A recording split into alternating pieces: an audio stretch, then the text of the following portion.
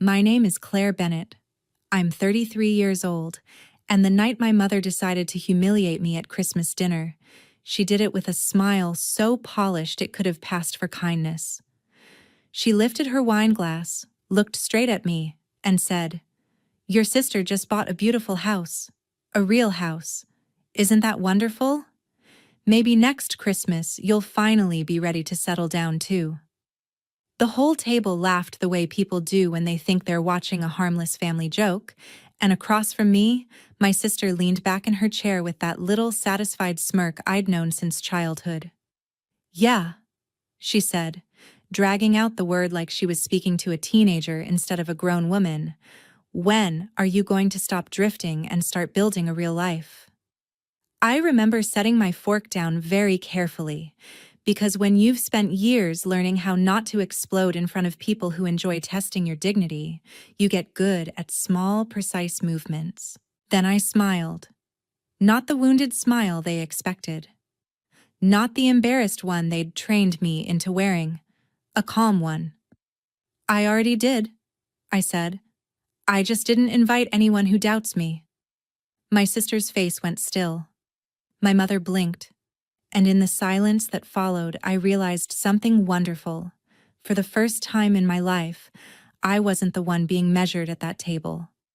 Before I tell you what happened next, and why that one sentence changed everything, tell me, what time is it for you right now, and where are you watching from? I'm curious to see how far this story will travel. To understand why that one sentence hit the table like a dropped glass, you need to understand the role I had been assigned in my family long before that Christmas. In my mother's version of events, my younger sister was the daughter who made sense. She had the milestones people recognized instantly and praised without needing explanation. She had the polished job title, the carefully staged relationship, the tidy social media life, and now, finally, a house with a front door my mother could point at like proof she had raised at least one daughter the right way.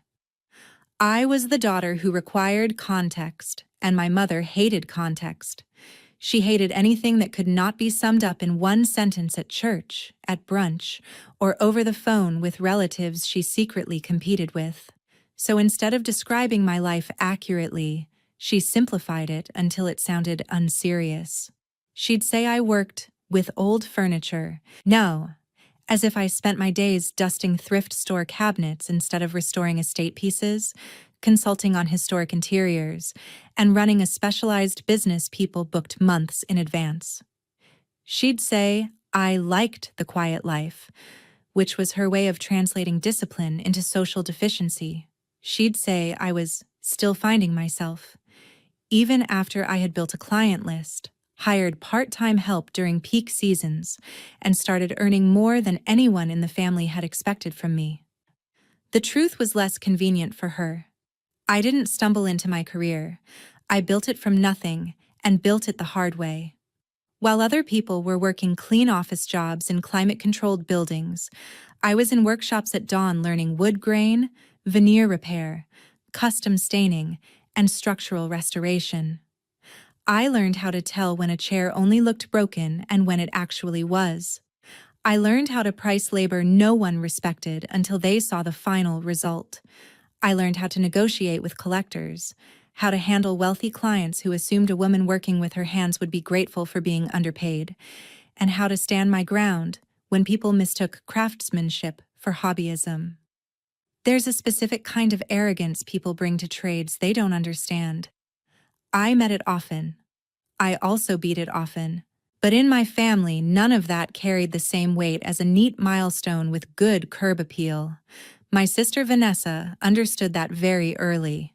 She had a talent I didn't. She knew how to convert ordinary life events into family theater. A promotion became a celebration dinner. A dating anniversary became a weekend trip everyone had to hear about. A couch delivery became, "We're really building a life now." She wasn't smarter than me or kinder than me. She was simply fluent in the language my mother loved most, visible achievement packaged for admiration, and because she knew it worked, She used it. Not with open cruelty at first. With a smile. With little remarks. With that polished tone women use when they want to insult you and still look elegant doing it. If I skipped a holiday because of work, she'd say, "Claire's too free-spirited for schedules." If I showed up tired from finishing a commission, she'd say, "That self-employed life seems exhausting. I could never handle that uncertainty." If someone complimented my work, she'd smile and add, "Yes, Claire's always been so creative. We just keep hoping she turns it into something more permanent." She made me sound like an unfinished art project. My mother made me sound like a concern. Together, they created a version of me that relatives accepted without ever checking against reality. And for too many years, I let them. Not because I believed them exactly, but because correcting people all the time is exhausting. There is a particular fatigue that comes from having to introduce yourself twice, once as you are, and once again after your family has summarized you badly. After a while, I stopped explaining. I let them underestimate me because fighting every comment felt desperate and silence felt more dignified. But silence has a cost. If you stay quiet long enough, some people mistake your restraint for agreement. They start thinking the small box they've put you in must be accurate, because surely you'd object if it weren't. That Christmas, my mother thought she was comparing her two daughters. In reality, she was comparing my visible absence from her fantasy with my sister's perfect obedience to it. What she didn't know was that while she had been narrating me as unsettled, I had already done the most grounded thing I had ever done in my life. 6 months earlier, I had bought an old boarding house on the coast of Maine. Not because it was practical on paper, because it was mine in my bones the moment I saw it. It was weather-beaten, sea-worn, and full of expensive problems that would have scared off anyone who wanted instant approval. The porch sagged. The upstairs hallway smelled faintly of salt and old cedar. The windows rattled in the wind. Half the rooms looked like they had been forgotten on purpose. And I loved it immediately. I didn't see decay when I walked through it. I saw shape. I saw history. I saw a workshop on the first floor with enough space for custom builds and restorations. I saw a modest apartment upstairs with morning light in the kitchen. I saw guest rooms I could slowly turn into a retreat space for artists and makers who needed quiet and time. I saw the exact kind of future that would never impress my mother until it was finished enough for photographs. And that was part of why I kept it to myself. I was tired of being discussed while I was still in the process of becoming. I wanted one thing in my life to grow without commentary, without comparison, without my sister asking questions in that falsely casual tone she used when she was hunting for flaws. I wanted one joy that belonged entirely to me before the family got their hands on it. By Christmas, the roof repairs were done, the main staircase was safe, my workshop was operational, and I had spent enough nights there to know the sound of the wind against every side of the house. I had chosen paint colors, repaired cracked trim, refinished doors, installed better locks, and stood alone in the kitchen one freezing morning realizing I had never felt more certain of anything. I was not drifting. I was rooted in a way my family had never bothered to imagine. They just hadn't been invited to see it. The hardest part about being underestimated by strangers is proving them wrong. The hardest part about being underestimated by family is realizing they may not want to be corrected. My mother's story about me had never been accidental. It was useful. It made her feel organized. It preserved the family hierarchy she preferred. Vanessa was the reassuring daughter. Recognizable, presentable, easy to brag about. I was the complicated one, talented enough to mention, but never in a way that threatened the ranking. My mother didn't say these things directly because directness can be confronted. She worked in subtler materials, tone, framing, omission. She'd praise me in ways that reduced me at the same time. "Claire's so independent," she'd say, which sounds flattering until you hear the implication. Alone, difficult, outside normal life. Claire's always done her own thing, which really meant uncontrollable.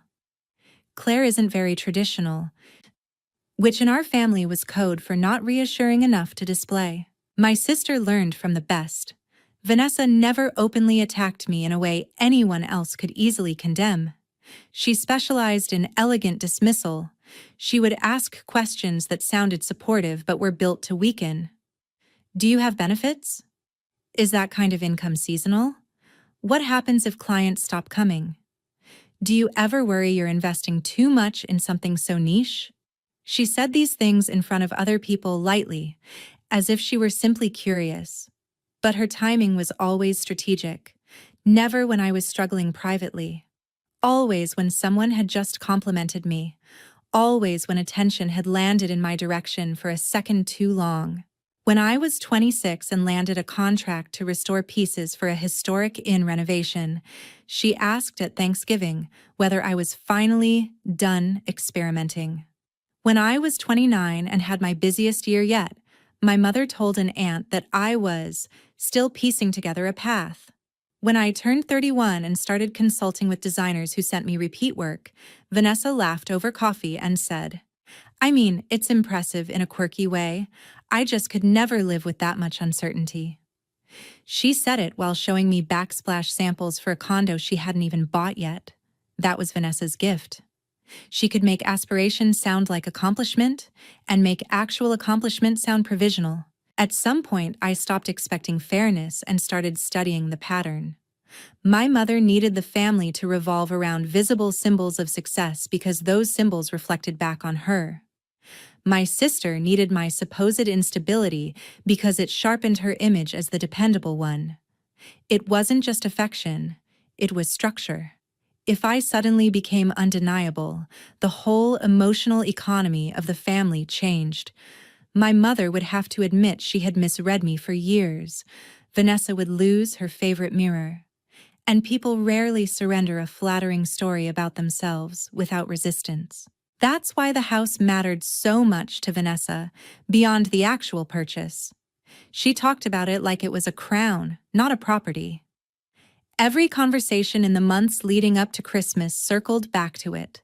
The countertops, the school district, even though she had no children, the guest room wallpaper, the backyard potential, the neighborhood character.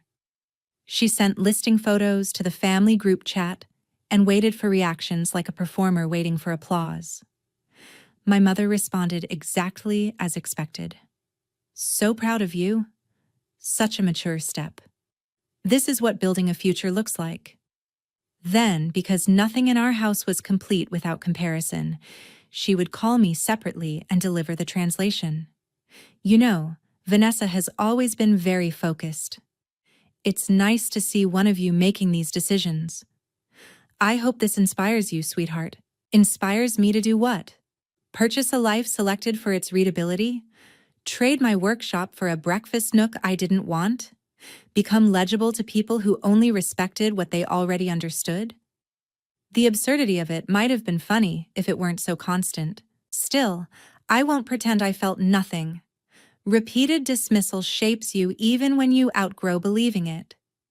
There were nights in my 20s when I lay awake wondering whether my mother was right, whether I had confused courage with refusal, whether choosing a life that fit me but impressed no one was secretly a form of failure. That's the kind of damage family does best. Not always by breaking your confidence outright, but by inserting doubt in your private voice. It took years to separate my truth from their commentary, years to understand that my work was solid, my instincts were sound, and my life did not become lesser because it wasn't easy to summarize at holiday dinners. By the time I bought the boarding house, I wasn't trying to prove them wrong anymore. That's important. I didn't make that purchase as revenge. I made it because it fit the architecture of who I already was. But once I had it, once I walked through those rooms and saw what my life looked like without their narration sitting on top of it, I understood something I hadn't fully grasped before. They had never been evaluating me accurately. They had been defending a story, and people defending a story often become crueler when the truth arrives calmly. That's what made Christmas dangerous. Not because I feared exposure, because I knew exposure was coming for them. I almost stayed in Maine that year. The snow had started early, the workshop was full, and I had enough legitimate reasons to avoid family dinner that no one could have blamed me. A dining table piled with old resentments is nobody's idea of festive, but 3 days before Christmas, my grandmother called. She never wasted words, which was one reason I trusted her more than anyone. "Are you going home?" she asked. I was standing at the long work table in my workshop, sanding the edge of a restored cabinet door, looking out through the back window at the frozen grass and the line of gray Atlantic sky beyond it. "I haven't decided," I said. "Then decide one thing first," she replied. "If you go, don't go to be judged. Go already knowing who you are." That sounds simple, but it wasn't. For years, family gatherings had a way of rearranging me. I'd drive there feeling competent and leave feeling vaguely unfinished, as if my accomplishments had somehow become harder to trust simply because they weren't reflected back properly across that table. My grandmother knew that. She knew the real danger was never the jokes themselves. It was the old reflex they awakened, the impulse to defend myself too much, to explain too carefully, to shrink so the room could stay comfortable. She was also the only one in the family who knew about the boarding house. I had shown it to her in September, a week after closing. The weather that day had been cold and bright. I picked her up from the train station and drove her north, nervous in a way that surprised me. Not because I thought she would judge me, because I cared whether she saw what I saw. We pulled up to the house just after noon, the ocean wind snapping at our coats, the front steps still uneven, half the downstairs smelling of old plaster and cedar. Most people would have seen cost, labor, delay. My grandmother stood in the foyer, looked around at the cracked trim, the broad staircase, the old pegs on the wall where fishermen's coats must have hung decades earlier, and smiled like she was greeting someone with character. "This place has survived," she said softly. "I like that about it." Then she turned to me and added, "You chose well." She walked through every room slowly, asking practical questions, not performative ones. What was structurally urgent? Which rooms would wait? How much could I do myself? Where would the workshop go? Had I budgeted a cushion for surprises? That was love from her, respect in the form of serious attention, not flattery, not vague support, recognition. She sat on an overturned crate in what is now my studio and listened while I explained my plan to restore the guest rooms one by one, eventually hosting small seasonal retreats for artists, woodworkers, bookbinders, people who needed quiet and didn't want a curated lifestyle brand pretending to offer it. She didn't once ask why I hadn't told my mother. She understood before I said it. Because sharing unfinished joy with the wrong people can feel like placing wet paint in the path of careless hands. By Christmas week, 3 downstairs rooms were finished, the kitchen worked, and the upstairs apartment finally felt inhabited instead of improvised. I had curtains up in the bedroom, books stacked by the sofa, and a chipped blue mug I always used in the morning because it fit perfectly in my hand while I checked invoices before sunrise. I had repaired enough of the porch to stand out there with coffee and watch the winter water without worrying the boards would give under me. There was still plenty left to do, but the house no longer felt like a project. It felt like a life already underway. The morning I drove to Connecticut, I locked my own front door and stood there for a second in the cold, key in hand, looking back through the front window at the lamp I'd left on in the sitting room. It's hard to explain how grounding that felt. For so many years, family visits had carried the emotional threat of making me question myself. This time, I was leaving from something solid. I had a mortgage in my name, contracts on my desk, tools in my workshop, and salt in the air outside my own walls. Their opinions could still sting, but they could no longer define the facts. My parents' house looked exactly the same when I arrived. Warm lights in the windows, ribbon too perfect to have been tied by anyone spontaneous. My mother's version of hospitality displayed with military precision. She opened the door with a bright expression that lasted all of 2 seconds before turning managerial. "Claire, there you are. Traffic?" she asked, then noticed my boots. "Honestly, you always look like you came in from fixing a dock." I was still taking off my gloves. It took less than 10 seconds. "I came from home," I said. She barely heard me because Vanessa swept in from the living room wearing cream cashmere and Triumph. "You made it," she said, air kissing my cheek. "Perfect timing. Mom was just telling everyone about the closing." Of course she was. My older sister Megan came up behind her carrying a tray and murmured, "It's already unbearable," before moving on. That told me everything. The night had already chosen its center. My father hugged me in the distracted way men do when they sense tension and hope affection can count as neutrality. My grandmother, seated near the fire, gave me one long look and the slightest nod. "Don't shrink." Message received. As I hung my coat, I could feel the old machinery of the family beginning to turn. Conversations sorted themselves into familiar positions. Vanessa radiated the kind of satisfaction that only makes sense when it is being witnessed. My mother floated from group to group feeding the narrative. I was expected to occupy my usual place, warm enough to be acceptable, quiet enough to be manageable, successful only in ways that didn't disturb the ranking. But I had driven in with a house key in my pocket and a different spine than the one I used to bring home. I didn't feel defiant. I felt ready. And that was more dangerous. Dinner started with the usual choreography of a family that prefers symbolism to honesty. My mother had set the table beautifully, of course. Candles, silver, folded linen napkins, the good serving dishes she brought out when she wanted the evening to feel meaningful enough to be remembered later in photos. But even before we sat down, the real centerpiece wasn't the food. It was Vanessa's house. Every conversation found its way back there. The yard, the foyer, the natural light, the neighborhood, the future guest room. The original hardwood floors she spoke about as if she had personally rescued them from architectural extinction. My mother encouraged every detail with a kind of polished reverence that might have been touching if it hadn't been so deliberate. "That window seat is what sold me," she told an aunt, though she was not the one buying the place. "It just feels like a real grown woman home." Then, after everyone settled and the first wave of serving had passed, she lifted her glass and said, "I just want to say how proud I am. Watching Vanessa buy her first house has been such a comfort to me.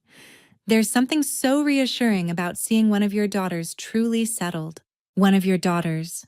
Not subtle, never fully explicit, but never subtle." A few people murmured agreement. My father nodded in that passive, weary way he used when he wanted the room calm more than he wanted it fair. Megan stared down at her plate. My cousin raised her eyebrows at me for half a second, just enough to say yes. I heard that too. I kept cutting my food into smaller pieces than I needed, which is something I do when I'm deciding whether a moment deserves my energy. Vanessa stepped in with false modesty exactly on cue. "Mom, stop," she said, smiling in that way that meant don't stop at all. "It's just a house." "No," my mother said warmly. "It's not just a house. It's responsibility, commitment, vision. It means something." Then came the pivot. I could hear it before she made it. My mother had always loved a comparison disguised as concern. She turned toward me with that expression she used when she wanted an audience to believe she was being gentle. "Claire, sweetheart, I hope you're not feeling pressured. Everyone has their own timing. We just worry sometimes. You're talented, of course, but talent and stability aren't the same thing." There it was, a whole lifetime in 2 sentences, praise used as softening foam around disrespect. Vanessa dabbed her lips with her napkin and joined in. I mean, Claire's always been more atmospheric than practical. She laughed a little, and a couple people did too, not because it was truly funny, but because family tables reward the confident speaker. You know what I mean? She's always moving from project to project. I looked at her then. Really looked. Perfect blouse, perfect manicure, perfect confidence, the kind built from years of being told she represented adulthood correctly. What she didn't realize was that she was speaking to someone who had spent the previous week meeting with electricians, reviewing renovation budgets, managing supply delays, and planning a spring booking calendar for a property she owned outright in name and reality. She thought she was mocking a drifting older sister. She was mocking a landowner while sitting in her mother's script. My mother pressed on, now enjoying herself. Your sister just bought a beautiful house, she announced again, louder this time so the far end of the table could fully participate in the comparison. A real house. I'm just curious, Claire. When will you finally settle down? Vanessa leaned back with that small, satisfied smirk I had known since adolescence. Yeah, she added. When are you going to stop floating around and start building a real life? That was the line. Not because it was the cruelest thing anyone had ever said to me, because it was so polished, so practiced, so rooted in a lie they had repeated for years that they no longer recognized it as one. It was an entire worldview condensed into a holiday taunt. I felt the room waiting for me to do what I had always done: smile awkwardly, deflect, let them keep the frame. Instead, I set my fork down carefully, touched my napkin once. Let the silence stretch just enough to make people look up. Then I smiled. I already did, I said. You could almost feel the air hesitate. Vanessa's expression didn't drop all at once. It stalled first, as though she expected the rest of my sentence to rescue her. My mother blinked, confused by the tone more than the words. What? She asked.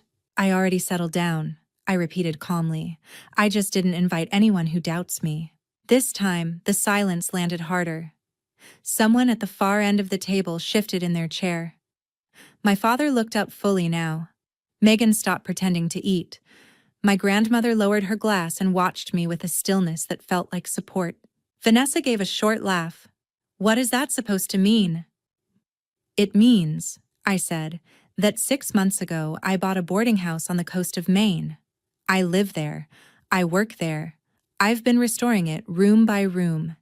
It's my home, my studio, and the foundation of the next phase of my business. That sentence changed the geometry of the room. My mother stared at me as if I had suddenly spoken a line from the wrong script. You bought a boarding house? She repeated, and even in her shock there was skepticism, as if the very shape of my success had offended her by refusing to be simple. Vanessa's face tightened. A boarding house? Claire, that's not the same as— No, I said before she could finish. It's not the same. You bought a house everyone can recognize in one glance. I bought a life that fits me. Those are different things. For the first time all evening, several people around the table looked at me, not as the family question mark, but as the person holding the only truthful sentence in the room. My mother tried to regain control immediately. Well, darling, that sounds like one of your projects, she said with a brittle smile. How lovely. But Vanessa bought a family home. I turned to her. And I bought a property with living quarters, a functioning workshop, guest space, revenue potential, and actual peace. I'm not sure why yours counts as adulthood and mine counts as atmosphere. That hit hard. Megan let out the smallest breath of approval. My cousin lowered her fork. Even my father looked like he wanted to say something and knew anything he said would reveal too much. Vanessa sat straighter. You've been hiding this for 6 months? I've been protecting it for 6 months, I said. There's a difference. Once the truth was on the table, the evening stopped being a celebration and became what it probably should have been years earlier, an exposure. Not of my life, of theirs. Because the minute I said I owned the property, Everyone at that table had to reveal how they actually saw me. My mother did it first. "Well," she said, gathering herself with the rigid smile people use when they're trying to regain authority through tone. "I suppose that explains why you've been so secretive, though I do wish you'd told us. Families are meant to share these things." It was such a polished line that someone who didn't know her well might have mistaken it for reasonable. But I knew the machinery behind it. She wasn't hurt that I hadn't shared. She was offended that something significant had happened without passing through her first. She hadn't been able to frame it, rank it, or attach herself to it publicly. That was the injury. "Families are also meant to listen without reducing everything to a competition," I said. My mother's face changed at that. Not dramatically. Just enough for anyone paying attention to see that she had been answered, not misunderstood. Vanessa jumped in before the silence could settle too long. "Come on, Claire, don't make this into some big oppression story. You bought a fixer-upper. That's great. But it's not like Mom was wrong to say we're in different stages. There are some sentences that reveal more than the speaker intends. We're in different stages. As if my life existed on a delayed timeline and hers was the official model. As if adulthood were a single road and she had simply reached the approved marker first." I turned toward her. "Different from what? Different from your preferences? Different from Mom's ability to brag about it in one sentence? Different from the kind of life that makes people clap before dessert?" Vanessa laughed once, but there was strain in it now. "You always do this. You make everything philosophical when it's actually simple." "No," I said. "Simple is what you call something when complexity threatens your advantage." That landed harder than I expected. She opened her mouth and closed it again. My father shifted in his chair and cleared his throat. That old family signal meaning, "Let's all back away from the real thing." "Maybe we should calm down," he muttered. "Why?" Megan said quietly, and all eyes turned to her because Megan almost never entered the center of conflict unless she was sure. Why should Claire calm down after being used as a comparison point all evening? Mom asked her a question in front of everyone. She answered. My mother's head turned sharply. "Megan, don't." But Megan had clearly been storing years of restraint. "No, actually, let's. Because this has been going on forever. Every time Claire does something impressive, it gets translated into something vague. Every time Vanessa does something conventional, it becomes proof of character. You don't hear yourself, Mom, but everyone else does." That changed the room again. Support, once voiced, always does. It makes denial harder. Vanessa looked stunned, less by what Megan said than by the fact that someone had sided with me openly. "Oh, please," she snapped. "No one is attacking Claire. We just don't act like every quirky decision she makes is some groundbreaking accomplishment." Quirky. That word should not have mattered. But it did, because it perfectly captured the family strategy. Reduce, reframe, dismiss. Call the hard thing charming so you don't have to respect it. Call the serious thing unusual so you can avoid being threatened by it. "Quirky?" I repeated. "I bought commercial-grade equipment, renovated a multi-room coastal property, built a workshop, secured recurring clients, and created a sustainable business model around it. That's not quirky. It's infrastructure." Even my cousin let out a low wow at that. My mother tried to pivot into concern again, but the tone no longer worked. "Claire, sweetheart, no one is denying you've worked hard." "No," I said. "You just deny that my hard work qualifies as adulthood unless it resembles Vanessa's." Her mouth tightened. "That's not fair. It's exact." There's a moment in certain family arguments when the oldest pattern becomes visible all at once. You can almost watch people realizing this fight is not about tonight. It's about 20 smaller nights, 15 smaller insults, 10 years of framing, 3 decades of roles. That moment arrived then. My father looked tired in a way that suggested recognition. Megan looked angry, but not surprised. My grandmother looked like someone hearing the truth spoken in the room she had been waiting years for it to reach. Vanessa crossed her arms. So what? This is all because Mom said I bought a beautiful house? You couldn't just be happy for me? I almost admired the audacity of that. Recast the problem as my inability to celebrate her. Classic. I am happy for you, I said. I'm not happy about being used as your contrast color. That silenced even her for a beat. Then my mother said the one thing that made everything clearer than it had ever been. Honestly, Claire, if you wanted us to see your life differently, maybe you should have shared more. Maybe you shouldn't have kept disappearing into this separate world of yours. Separate world, as if privacy were betrayal, as if building something away from the family gaze were an act of aggression. I leaned back and looked at her. Really looked. I saw not only the woman who had criticized me that night, but the woman who had narrated me for years in rooms I wasn't in. The woman who had translated my ambition into instability because it made her more comfortable. The woman who could not imagine that withholding information from her might be an act of self-protection rather than disrespect. I kept it private, I said slowly, because every time I share something real, you minimize it or compare it to Vanessa. I wanted one achievement untouched by your ranking system. One place in my life that didn't get turned into family theater. That line hit the table and stayed there. No one moved for a second. Then my grandmother spoke. She's right. My mother actually stared at her. Mother. No, my grandmother said, her voice calm but sharp enough to stop everyone. She is right. You have spent years speaking about Claire as if she were unfinished because her life does not flatter your imagination. And now you're upset because she built something important without submitting it for inspection. Vanessa looked to my mother, and for the first time all evening, the two of them didn't look aligned. They looked exposed. That's the thing about unhealthy alliances. They feel strong until the moment they're named out loud. My father rubbed a hand across his forehead. Maybe there have been assumptions. Megan let out a dry laugh. That is an impressively gentle word for it. My mother's eyes were shining now, but I knew better than to mistake moisture for remorse. I have done everything for this family, she said, voice trembling. And now I'm being made into the villain because I'm proud of one daughter? No, I said quietly. You're being confronted because your pride always comes with a hierarchy. That was it.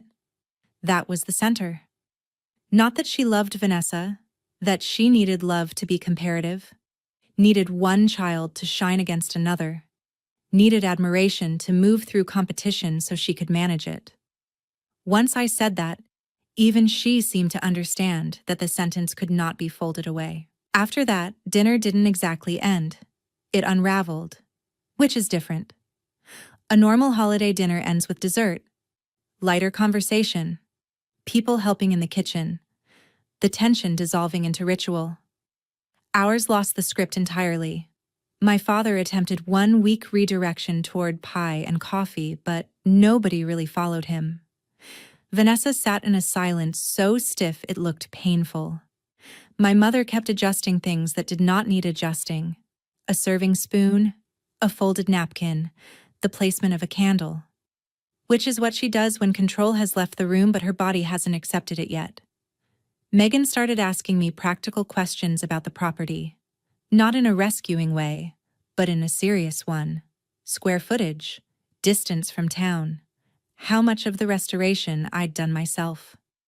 My cousin pulled up the area on her phone and said, "Claire, this place is stunning," with genuine surprise that made my mother visibly tense. Then my grandmother asked, "Are you happy there?" The room went quiet in a different way after that. Softer, more honest. Because that question had nothing to do with status, nothing to do with whether the property looked better in photos than Vanessa's house. It went straight to the thing my family had ignored for years. Did my life actually fit me? I pictured the house at dawn. The kitchen window fogged slightly from the kettle, the smell of wood and coffee and cold air.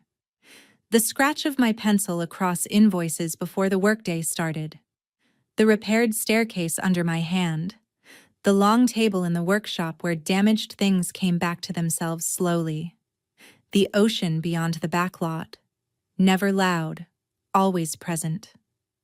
The feeling of unlocking my own door after a difficult day and knowing no one inside that house expected me to be anyone else. Yes, I said, I'm very happy there. And that answer did more for me than any defense I had made all evening. Because for years, part of me had still wanted my family to validate my choices before I could fully trust the joy inside them. That night, I understood I had already crossed that bridge. I didn't need them to understand my life in order for it to be real. Their misunderstanding was no longer a wound. It was just evidence of distance. Vanessa finally muttered, I still think keeping it secret was weird. I looked at her. Maybe, but not as weird as building your confidence around someone else staying underestimated. Megan actually laughed at that. My cousin tried not to. Vanessa's face went cold. It wasn't dramatic. No raised voice, no theatrical exit. Just the unmistakable expression of someone realizing the old method no longer worked. For the first time in our lives, she could not reposition me as lesser without sounding exactly like what she was. When dinner finally broke apart, people drifted into smaller conversations, but the emotional center of the night had already shifted permanently. I went to the hallway to get my coat, and as expected, my mother followed. She always preferred private correction after public failure. Her voice dropped low immediately. You embarrassed your sister. I buttoned my coat slowly. No, I said. I embarrassed the story you tell about me. She was standing too close to it. My mother's jaw tightened. Family does not do this to each other. That old line. Family as a shield against accountability. Family as the reason the person hurt is expected to remain gracious longer than the people doing the hurting. I had heard variations of it my whole life. Family also doesn't use one daughter's milestone to shame another, I said. At least not healthy family. You're twisting this. I'm naming it. That was what she hated most by the end. Not my tone, not my timing, not even the public contradiction. Naming. Once something is named clearly, it becomes harder to hide inside tradition, harder to excuse as personality, harder to pass off as concern. She looked at me for a long moment, and I could see her searching for the old version of me, the one who would soften, backtrack, apologize for making things awkward. But awkwardness had already done its job. It had forced honesty into the room. Before I opened the door, I said one last thing. You don't get to call it closeness when the price is my silence. Then I stepped out into the cold.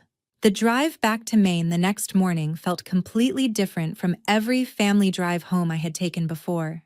Usually after holidays, I replayed conversations, edited myself, wondered whether I had been too sensitive or too distant or too difficult. That time I felt clean, not happy exactly.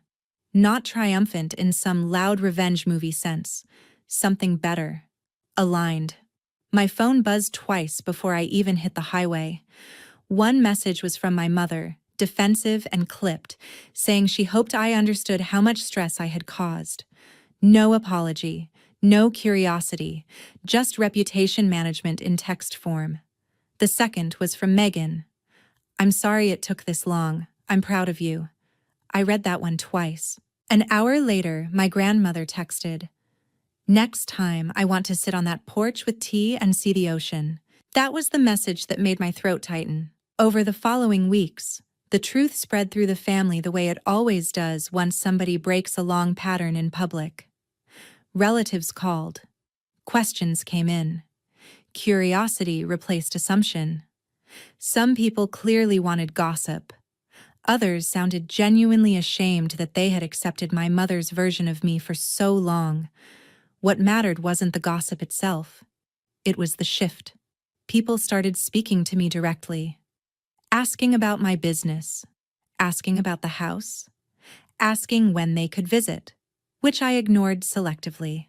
My sister posted a few brittle things online about people who can't just celebrate others, and the difference between attention-seeking and quiet confidence, which might have been funny if they weren't so transparent.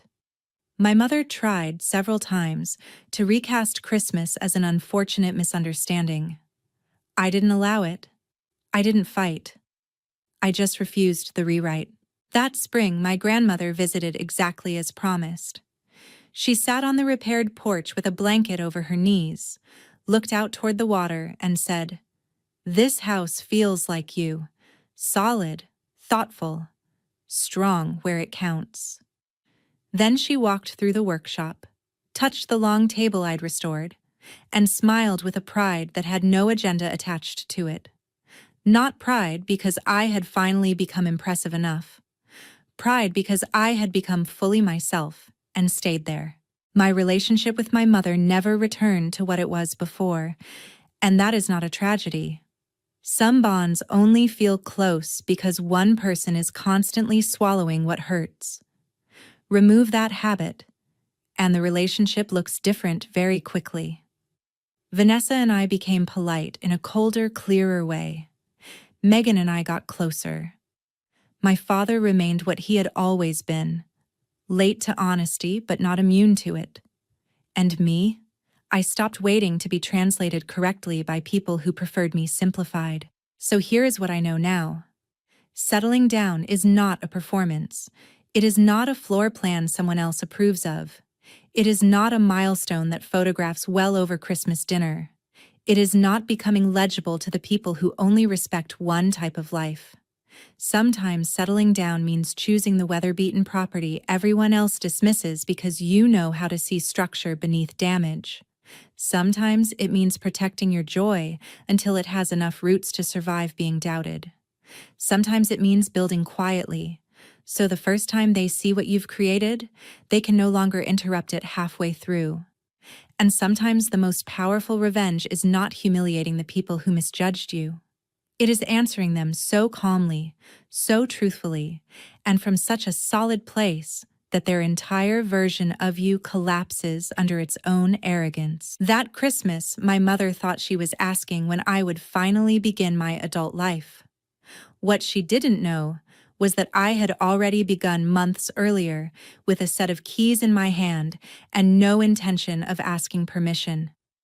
By the time she tried to measure me again, I was already standing inside a life she could no longer define. I wasn't late. I wasn't lost. I wasn't unfinished.